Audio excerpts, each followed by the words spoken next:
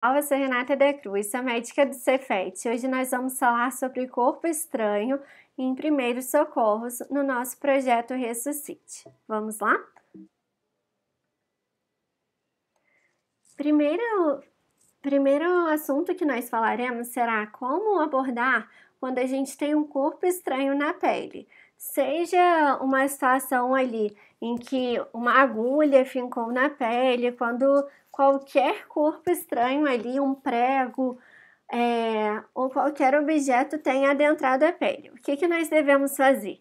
Se a pele estiver suja, nós devemos limpar ao redor do ferimento com um pano, com água e sabão e procurar atendimento médico. Nós não devemos tentar retirar o objeto sozinho, é sempre importante a gente lembrar de vacinar contra tétano. Sobre o corpo estranho nos olhos. O que é mais comum de a gente ter de corpo estranho nos olhos é terra, areia, ou então pode até acontecer em ambientes de trabalho de ter malha de ferro. E o que a pessoa pode sentir? Principalmente dor ocular, sensação de areia ou incômodo ali nos olhos. Ela pode ter um lacrimejamento e pode ter uma dificuldade em manter as pálpebras abertas. O que a pessoa não deve fazer de jeito nenhum? Coçar. Então, ela não deve coçar os olhos de jeito nenhum, porque isso pode causar ali um dano ocular. Você pode tentar fazer a primeira abordagem nos primeiros socorros é colocar o olho acometido ali mais inferior, né?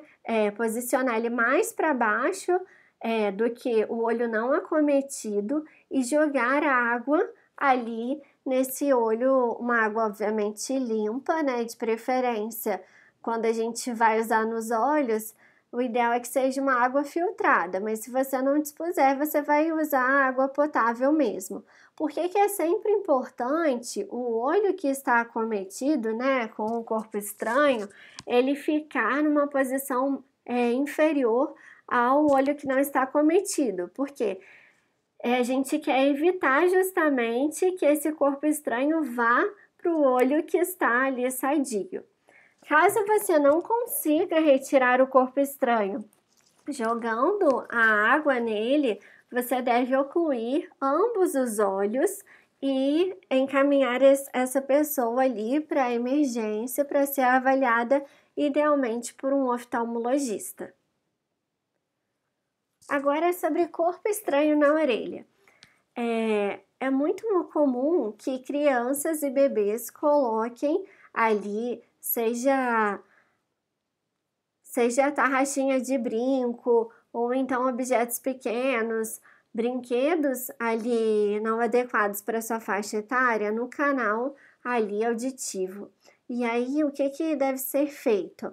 Primeiro, como que a gente vai suspeitar que isso aconteceu? Se começar a ocorrer saída de secreção de apenas uma das orelhas, se a criança, assim, estando bem, ela começa a ter uma sensação de não estar ouvindo adequadamente do lado acometido. Tem crianças, inclusive, que colocam grãos como de feijão, de arroz ali no ouvido. Outra possibilidade seria insetos que adentraram ali o canal auditivo.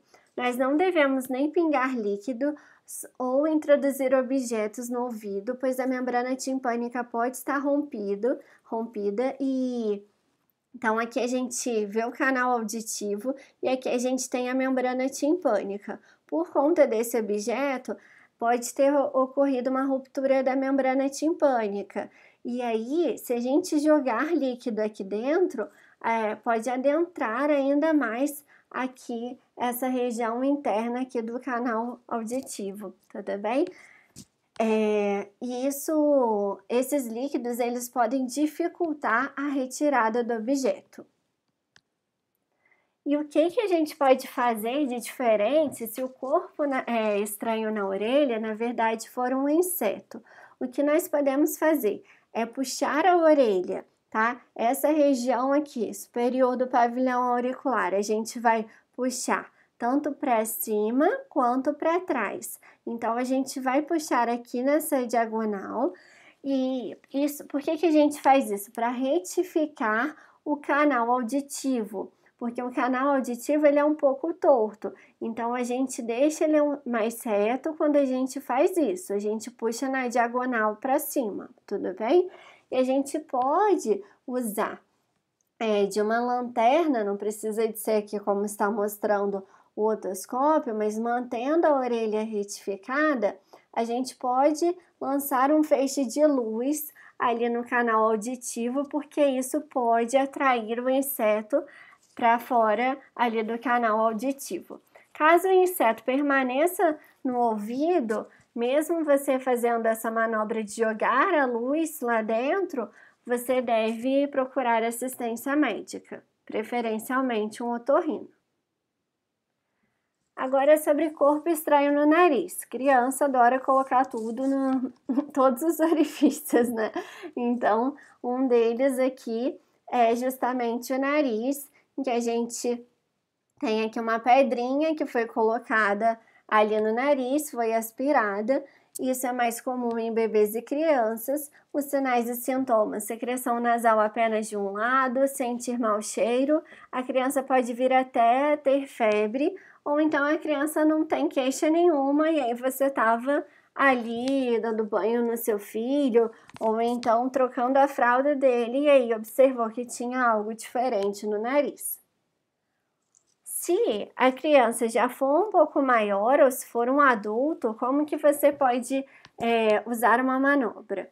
Você pode pedir ali para a criança tampar ali a região da narina que não foi acometida, né? Então, ela vai tampar a região do nariz ali em que a narina está livre. E aí, você vai pedir para ela inspirar, puxar o ar somente pela boca, tudo bem? Então, ela deve tampar a narina que está livre, puxar o ar pela boca e jogar o ar para fora, né? Expelir o ar somente pela narina obstruída, sem muita força para não causar ferimento.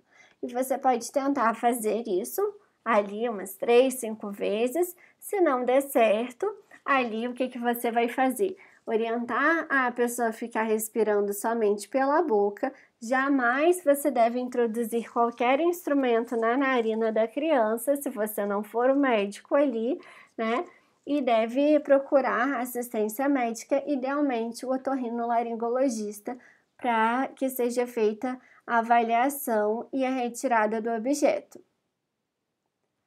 Agora, sobre o corpo estranho na garganta. Primeiro, todas as situações nós devemos acalmar a vítima, pedir para a vítima tossir, se for uma obstrução parcial das vias aéreas, como nós já aprendemos em suporte básico de vida. Na obstrução parcial de vias aéreas, a pessoa é capaz de falar, chorar, emitir ruídos de forma adequada, então você vai pedir para a pessoa tossir. Agora, a partir do momento que deixa de ocorrer a passagem adequada do ar, então se for uma obstrução total de vias aéreas, se ela emitir às vezes só um barulho muito fininho, se ela não consegue falar nem chorar, se ela está ficando roxa ali, mas ainda consciente, você pode fazer a manobra de Heimlich. Se você não aprendeu ainda a manobra de Heimlich, volte na nossa aula sobre suporte básico de vida. E se ainda assim, se a pessoa evoluir ali com uma parada cardiorrespiratória, você deve começar a reanimação cardiopulmonar. Se a pessoa evoluir com a parada cardiorrespiratória, você deve ligar para o SAMU 192. Se não for o caso, se ela ainda está com obstrução parcial de vias aéreas e você não está conseguindo fazer com que o corpo estranho seja expelido, você vai encaminhar a pessoa para o pronto-socorro. E lembrar que a gente sempre deve ficar com a pessoa ali enquanto ela estiver com o corpo estranho. Muito obrigada e até mais!